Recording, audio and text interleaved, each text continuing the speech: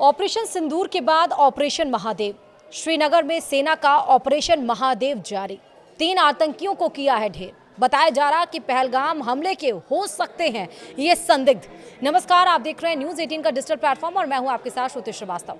जम्मू कश्मीर के श्रीनगर के हरवान के लिडवास इलाके में सोमवार को आतंकवादियों के खिलाफ ऑपरेशन महादेव चलाया जा रहा। इस ऑपरेशन के दौरान सुरक्षा बलों और आतंकवादियों के बीच मुठभेड़ हुई। हालांकि सुरक्षा बलों ने बड़ी कामयाबी हासिल की। ऑपरेशन महादेव के तहत 3 आतंकवादियों को ढेर किया जा चुका।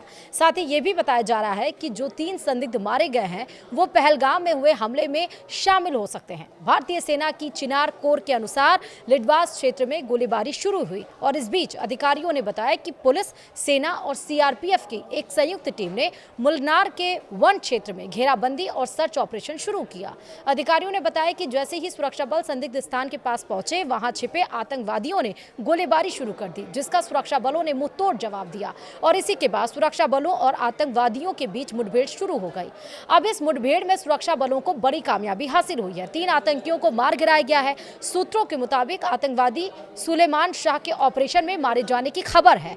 अभी भी ऑपरेशन जारी है, जहां 3 आतंकी मारे गए हैं, वहीं 2 आतंकी घायल बताए जा रहे हैं। ड्रोन के जरिए तीनों शव देखे गए हैं। सूत्रों के अनुसार तीनों विदेशी आतंकी बताए जा रहे हैं। अभी भी तलाशी अभियान जारी है और जहां और आतंकियों के छिपे होने की आशंका है।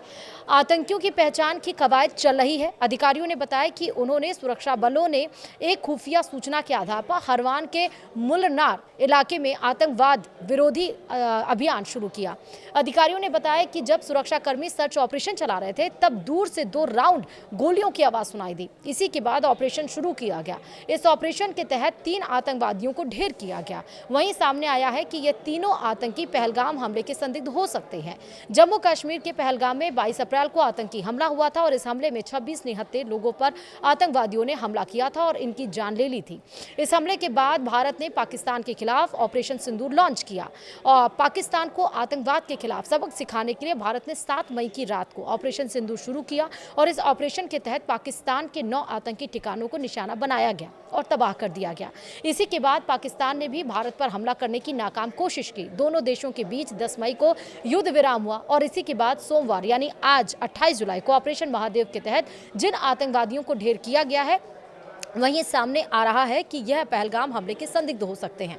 बताते चलें कि इनके स्केच भी जारी हुए थे। पहलगाम के अटैक के बाद 3 आतंकवादियों के स्केच जारी हुए थे। स्केच में दिख रहे तीनों आतंकवादियों की पहचान आसिफ फौजी, सुलेमान शाह और अबू तलहा के रूप में की गई थी और इसी के बाद अब ऑपरेशन महादेव के तहत मारे गए आतंकियों को पहलगाम का संदिग्ध बताया जा रहा है। हालांकि अभी इसको लेकर आधिकारिक पुष्टि नहीं हुई है, लेकिन जो स्केच जारी हुए थे, इन तीनों को पकड़ा गया। यानी कि जो लगातार आपने देखा कि ऑपरेशन सिंदूर चलाकर किस तरह से जो आतंकी ठिकाने हैं पाकिस्तान के, हमने उसको नेस्तनाबूद किया।